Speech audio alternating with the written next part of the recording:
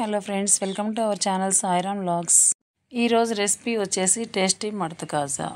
ముందుగా ఒక బౌల్ తీసుకొని బౌల్లో కప్పు గోధుమ పిండి, క్రిస్పీగా రావటానికి 2 స్పూన్ల బియ్యం పిండి, 1/2 టీ స్పూన్ ఇలాచీ పౌడర్, చిటికెడు సాల్ట్ వేసుకొని 1 టేబుల్ స్పూన్ నెయ్యి వేసుకొని వేసిన డ్రై ఇంగ్రీడియంట్స్ అన్నీ బాగా కలుపుకోవాలి.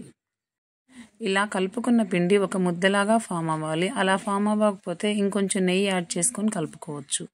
వాటర్ యాడ్ చేసుకొని చపాతీ పిండిలాగా కలుపుకోవాలి.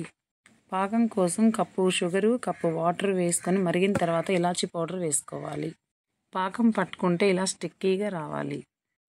పాకం అయిన తర్వాత స్టవ్ ఆఫ్ చేసుకొని ఆరిపోకుండా మూత పెట్టుకోవాలి.